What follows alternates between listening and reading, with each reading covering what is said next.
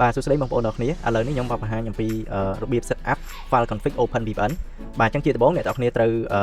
ចូលមកកន្លែង user config នេះមកហើយអ្នកនរគ្នាចូលកន្លែង Open VPN បាទបន្ទាប់មកយើងដាក់ file របស់យើងចូលមកអញ្ចឹង file config Open VPN អ្នកនរគ្នាអា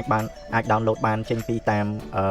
ក្រុមហ៊ុន VPN ដែលអ្នកនរគ្នាកំពុងប្រើដូចជាស្ដែងឥឡូវខ្ញុំកំពុងប្រើសាច់អញ្ចឹងខ្ញុំបាន download file config នេះមកអញ្ចឹងរបៀប download file config ហ្នឹងជាដំបូងអ្នកនរគ្នាចូលទៅក្នុង account server របស់យើងមកហើយអ្នកនរគ្នាចូលទៅ my account បាទបន្តមកទៀតអ្នកនរគ្នាចូលកន្លែង Open VPN ហើយ menu setup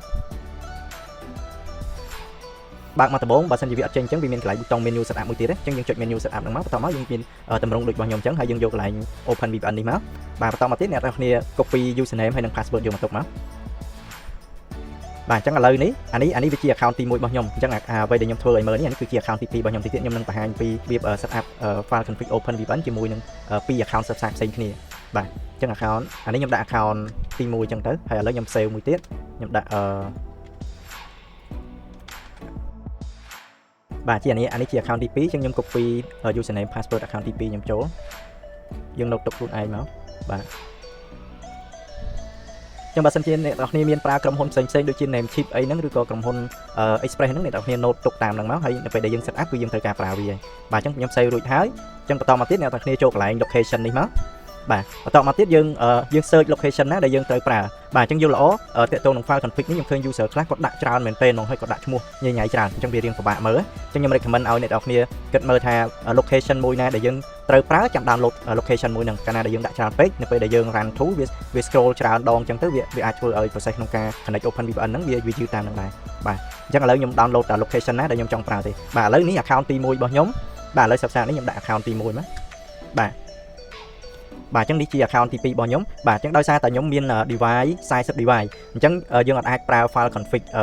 server ហ្នឹងតាម account បានទេធម្មតាវាមាន limit របស់វាអញ្ចឹងណាក្នុងមួយ account server របស់យើងហ្នឹងគឺយើងអាច connect បានត្រឹមអស់ធំត្រឹម30 device ទេបាទអញ្ចឹងលើសពី30 device គឺវា connect អត់ជាប់ទេអញ្ចឹងខ្ញុំត្រូវការថែម account មួយទៀតដើម្បី connect អញ្ចឹងខ្ញុំអាចកំណត់ថា account ទី1ខ្ញុំ set up ទៅលើ20 device account ទី2ខ្ញុំ set up ទៅលើ device ចាប់ពី21ឡើងតែបើសិនជាអ្នកនរគ្នាមាន60 device ទៀតខ្ញុំនឹងថែមប្រអប់មួយទៀតដល់ចូល60គឺយើងអាចដាក់ពី30 30អញ្ចឹងណាបាទអញ្ចឹងខ្ញុំបង្កើត location ខ្ញុំបង្កើត file មួយទៀតមកខ្ញុំដាក់ serve shark 2 ចឹងនេះអ្នកនរគ្នាអា folder ហ្នឹងដាក់កន្លែងណាក៏បានតែស្រេចតែអ្នកនរគ្នាចំណាំខ្លួនឯងអញ្ចឹងណាបាទអញ្ចឹងឥឡូវខ្ញុំបើក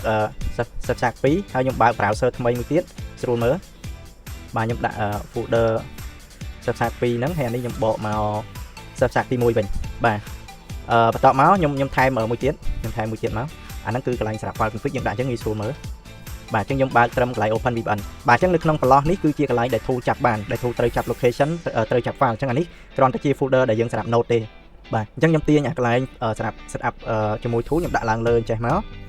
ងាយស្រួលមើល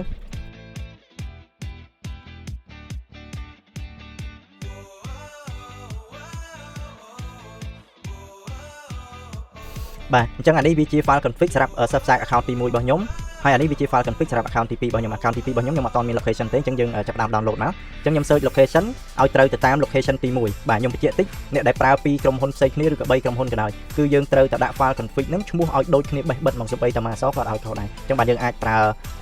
location ពី3ក្រុមហ៊ុនបានបាទអញ្ចឹង location ទី1គឺ KH ភ្នំពេញនេះគឺយើង search មកបាទឥឡូវខ្ញុំទាញធំតិចស្រួលមើលបាទយើងដាក់ KH ឬដាក់ភ្នំពេញអញ្ចឹងមកលឿនបាទនេះភ្នំពេញហើយយើងចុចកន្លែង download នេះមកហើយប្រភេទ file Open VPN វាមានពីរប្រភេទវាមាន TCP ហើយនិង UDP អញ្ចឹងអ្នកនរគ្នាអាចសាកល្បងប្រើជាក់ស្ដែងមើលអ្នកនរគ្នាគិតថាមួយណាល្អអ្នកនរគ្នាប្រើមួយហ្នឹងទៅបាទឥឡូវខ្ញុំយក TCP យើងចុចពាក្យ download នេះមកបាទហើយយើងរើស location location របស់ឥឡូវខ្ញុំបិទចេញសិនខ្ញុំ copy path របស់ location អា server ទី2នេះសិនដើម្បី download វាចូលអញ្ចឹងងាយស្រួលពេលយើង download ទៅវាចូលទៅមកទីតាំងអញ្ចឹងណាបាទខ្ញុំ download សារថ្មី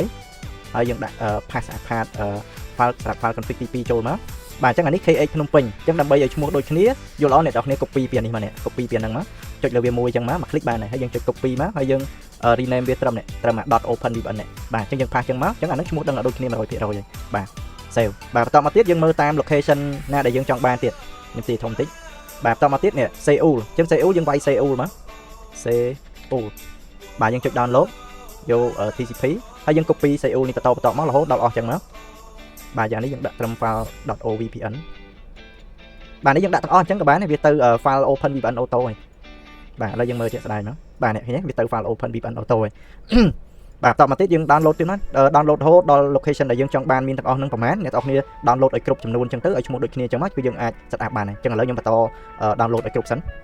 បាទឥឡូវមី Manila បាទអញ្ចឹងអានេះ Philippines Manila យើងចុច download មក download ហើយយើង copy ឈ្មោះនេះបាទហើយអានេះយើង select ទាំងអស់ដែរមកបាទហើយដាក់ចូល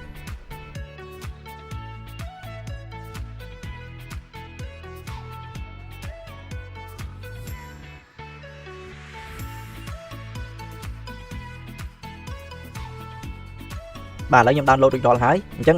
search account ទី1 account ទី2ខ្ញុំគឺឈ្មោះដូចគ្នាអស់ហើយ file config គឺដូចគ្នាអញ្ចឹងវាខុសគ្នាត្រង់តែកន្លែង password ទេបាទឥឡូវយើងអាចចាប់ផ្ដើម set up បានហើយបាទអញ្ចឹង account ទី1ខ្ញុំនឹង set up ចូល20 device ហើយ account ទី2ខ្ញុំនឹង set up ចូលចាប់ពី device ទី21នេះទៅអញ្ចឹងក្នុងមួយ account ខ្ញុំដាក់ចូល20 device ដោយសារខ្ញុំមាន40អញ្ចឹងបើសិនជាអ្នកនរគ្នាមាន60អ្នកនរគ្នាសម្រាប់ search អ្នកនរគ្នាអាចដាក់30 device បានអញ្ចឹងពី account ណាបាទអញ្ចឹងទីទៀតខ្ញុំពេលខ្ញុំថែម device ខ្ញុំនឹងដាក់30ហើយយើងអាច connect បាន30បាទអញ្ចឹងឥឡូវយើងចាប់ផ្ដើម set up មកបាទអញ្ចឹងយើងបើក folder យើងមកវិញស្រួលមើលបាទអញ្ចឹងនៅពេលដែលយើងចង់ set up account ទី1គឺអ្នកទាំងអស់គ្នា copy ចេញពីនេះsearch account ទី1ហ្នឹងយល់ល្អដាក់ខាត់បដ ாய் មកយើងទាញវាដាក់បដ ாய் មកទាញវាដាក់អញ្ចឹងទៅវាបាត់ពីក្នុង folder ហ្នឹងហើយបាទអញ្ចឹងបានន័យថាយើងដកចេញពីអានេះដាក់ចូលអានេះយើងស្រួលចំណាំអញ្ចឹងអានេះបើសិនជាវាដកអញ្ចឹងបានន័យថា file config នៅក្នុង folder open VPN ហ្នឹងណាយើងចូលមកវានៅក្នុង open VPN ហ្នឹងគឺវាជា file របស់ search ទី1ហើយអញ្ចឹងមុននឹងយើង set up គឺយើងត្រូវតែ copy username search ទី1ហ្នឹងដាក់ចូលsearch ទី1យើងដាក់ចូលមកបាទអញ្ចឹងអាទី1នេះយើង download ដូចអាទី2អញ្ចឹងសម្រាប់អ្នកដែលមានត្រឹម20 device ឬក៏មានប្រើ LD អីគឺយើង download ដូចគ្នាអញ្ចឹងណាប៉ុន្តែអត់ចាំបាច់ធ្វើជា2តង់ចេះដូចខ្ញុំទេយើងគ្រាន់តែដាក់ចូលមក set up តែម្ដងទៅបានហើយបាទបន្ទាប់មកយើង save បាទឥឡូវ username ហើយនិង password របស់ search ទី1យើងបានដាក់រួចហើយយើងអាច set up បានហើយអញ្ចឹងខ្ញុំ select ពី device ទី1រហូតដល់ device ទី20យើងចុច shift ឲ្យជាប់មកយើង select ត្រឹមលេខ20នេះបាទបន្ទាប់មកអ្នកនរគ្នាយក mouse ស្ដាំហើយយក open VPN យកពី import file config អញ្ចឹងខ្ញុំបង្ហាញកន្លែងនេះតិច import file config នេះបានន័យថាយើងបញ្ជូន file ដែលយើងដាក់ចូលទៅក្នុង folder open VPN ហ្នឹងបញ្ចូលទៅក្នុង device ពីលេខរៀងទី1ដល់លេខរៀងទី20ហ្នឹងបាទអញ្ចឹងមុនដំបូងយើង import file វាចូលក្នុងទូរស័ព្ទយើងសិនបាទ import មកបាទចាំតិច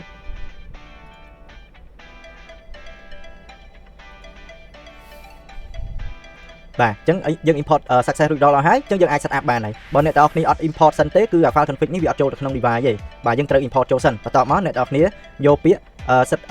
set up file config បាទអញ្ចឹងអាកន្លែងនេះបានន័យថាយើង set up ថ្មីហ្មងបានន័យថាយើង reinstall យើង set up file យើង set up file config ដែលយើងមានទាំងប្រមាណហ្នឹងគឺយើង reinstall សារថ្មីបាទអញ្ចឹងយើងយកកន្លែងហ្នឹងយកពាក្យ set up មក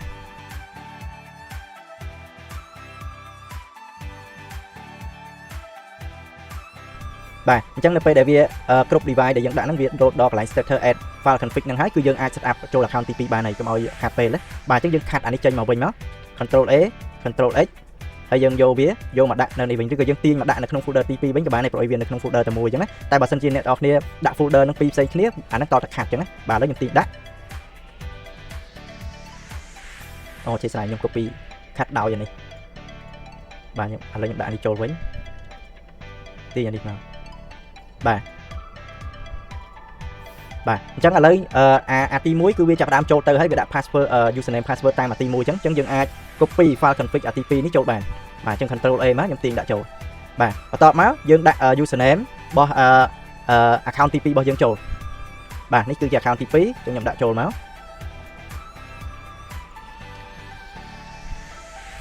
save បាទតែប៉ុណ្្នឹងមកគឺយើងធ្វើដូចគ្នាអញ្ចឹងយើងចូលទៅ select ចាប់ពី device ទី21នេះរហូតដល់40អញ្ចឹងមកយើង import file config វាចូលសិនបាទ import file config ចូលឲ្យវាដើរចប់សិន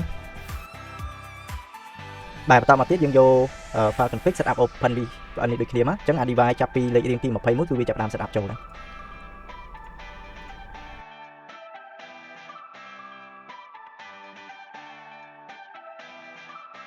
បាទអញ្ចឹងអំឡុងពេល set up ហ្នឹងអ្នកនរគ្នាអាចមើលនៅលើ screen ខ្មៅនេះបានបើសិនជាវាមានខ្វែងកន្លែងណាមួយហើយយើងអាចមើល location បានថាវាខ្វះ location មួយណាវានឹងខ្វែង location មួយហ្នឹងចាំយើង add បន្ថែមបានបាទទីទៀតខ្ញុំនឹងបង្ហាញពីរបៀបថែម file config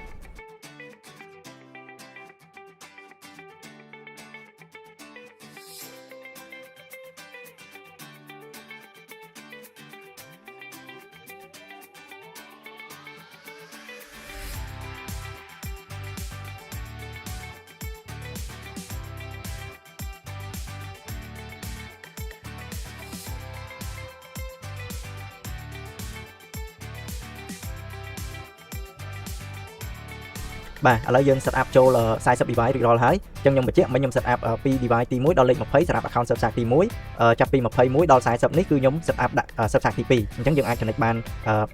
ពីក្រុមហ៊ុនផ្សេងគ្នាហើយបាទអញ្ចឹងឥឡូវខ្ញុំមានឧទាហរណ៍មួយទៀតក្នុងករណីបើសិនជាបងប្អូនចង់ time location អញ្ចឹងក្នុងការ time location បើសិនជាអ្នកនរគ្នាគ្រាន់តែ time ហើយយើងចុច set up សារថ្មីគឺចឹង view បាទអញ្ចឹងឥឡូវខ្ញុំសុំទាញSurfShark ទី2នេះនេះអាទី2នេះគឺវាអត់មានទេចឹងអានេះថា file នេះបោះអាទី2អញ្ចឹងខ្ញុំយកអាទី2ដាក់នៅចូលមកនេះសិនអញ្ចឹងឥឡូវករណីដែលខ្ញុំចង់ time location ឧទាហរណ៍ថាឥឡូវខ្ញុំរក location ណាដែលខ្ញុំអត់ទាន់មានឥឡូវខ្ញុំរកកាណាដាចុះបាទខ្ញុំដាក់កាណាដាមួយអញ្ចឹងឥឡូវខ្ញុំយកអា Montreal នេះចុះ location Montreal ហើយខ្ញុំយក download បាទអញ្ចឹង download មកបាទអញ្ចឹងអានេះវាជា account SurfShark ទី2នេះ account SurfShark ទី2អញ្ចឹងអាទី1ខ្ញុំអត់ទាន់មានទេអញ្ចឹងយើងអាចដាក់ឈ្មោះអីចំណាំមក CA Montreal អញ្ចឹងមក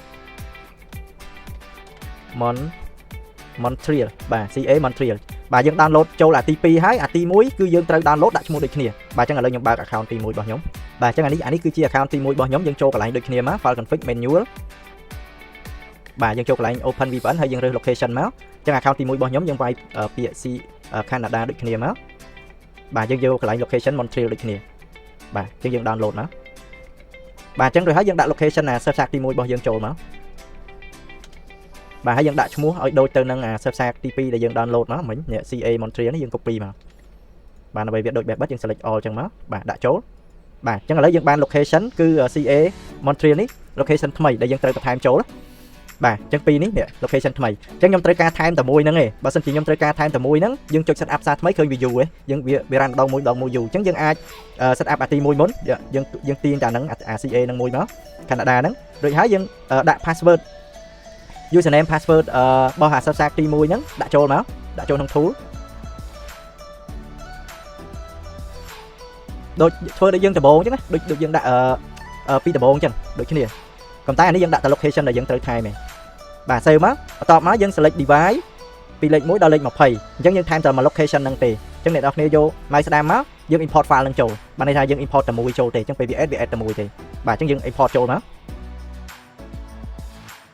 បាទឥឡូវ successful ហើយអញ្ចឹងយើង refresh កន្លែងនេះមួយមកយើងយក select អីក៏បានដែរ Wildcard ក៏បាន Winbox ក៏បានដែរហើយចាំយើង select ទៅ Open VPN វិញបាទអញ្ចឹងយើងឃើញមានតែមួយទេអញ្ចឹងអាពីដំបូងមិញយើងអាចធ្វើអញ្ចឹងបានដូចគ្នាបាទអញ្ចឹងឥឡូវខ្ញុំដាក់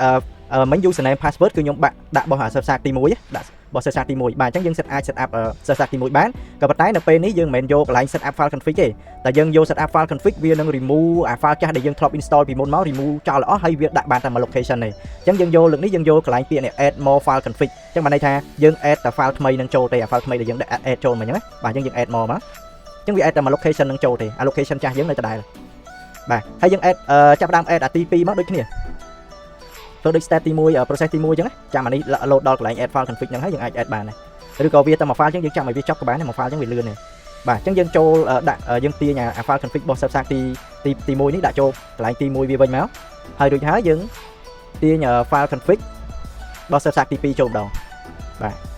បន្ទាប់មកយើងដាក់ username password របស់ SurfShark ទី2ចូលមុននឹងយើង set up មុននឹងយើង add file config បាទអញ្ចឹងដូចគ្នាយើងដូចតែទី1យើងក៏ថាមួយយើងយក set up មួយយើងយក add more file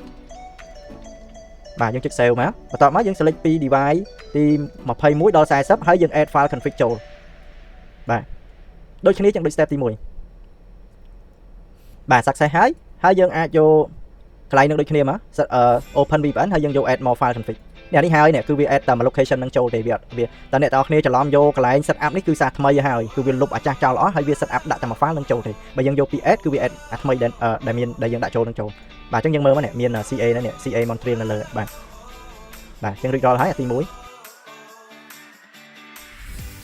បាទអញ្ចឹងបើសិនជាអ្នកទាំងអស់គ្នាដាក់ password ខុសវាខុស file config វាគឺវាអត់ដើរទេនៅពេលដែលយើង connect ទៅគឺ fail អញ្ចឹងយើងដាក់ username password ឲ្យត្រូវតាម account ដែលយើងដាក់ចូលហ្នឹងបាទចូលเลยនេះអញ្ចឹងអ្នកទាំងអស់គ្នាចង់ដឹងថាវាត្រូវឬខុសយើងចុចលើវាមួយមកចុច OK មក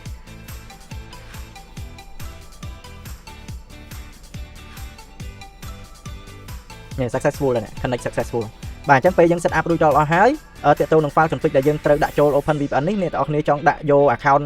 ទី1ដាក់ចូលក៏បានឬក៏ទី2ដាក់ចូលក៏បានដែរព្រោះអីនៅពេលនេះអំឡុងពេលនេះគឺវាឥឡូវខ្ញុំយកដាក់ទី2ដាក់ចូលបាទអញ្ចឹងអំឡុងពេលនេះ file config នេះគឺវាលេងបញ្ចូលទៅ device ណាលេងច្រឡំហើយឧទាហរណ៍ថាខ្ញុំដាក់ទី2ចូលអញ្ចឹងនៅពេលដែលយើង run ចូល account ទី1ដែលយើង set up លើ device ទី1ដល់លេខទី20ហ្នឹងគឺវាអត់មានពាក់ព័ន្ធទេព្រោះអីវាបញ្ចូល password អីរួចដល់អស់ហើយអញ្ចឹងអានេះយើងដាក់ចូលហ្នឹងដើម្បីតែឲ្យ tool ចាប់ឈ្មោះទេចាប់ឈ្មោះ location អញ្ចឹងណាបាទអញ្ចឹងឥឡូវខ្ញុំដាក់ចូលហើយមិញឃើញវាមានតែមួយហ៎អញ្ចឹងនៅពេលដែលយើងដាក់ចូលយើង refresh វាមកយើង select អាផ្សេងហើយយើង select open VPN វិញមកវានឹងធ្លាក់មកទាំងអស់ហើយអញ្ចឹង location ដែលយើងដាក់នេះគឺវាគ្រាន់តែចាប់ឈ្មោះទេអញ្ចឹងអ្នកនរគ្នាចង់យក account file config account ទី1ដាក់ចូលកន្លែងហ្នឹងក៏បានឬក៏ account ទី2ដាក់ចូលក៏បានដែរបានដូចគ្នាអញ្ចឹងឧទាហរណ៍មួយទៀតបើសិនជាខ្ញុំ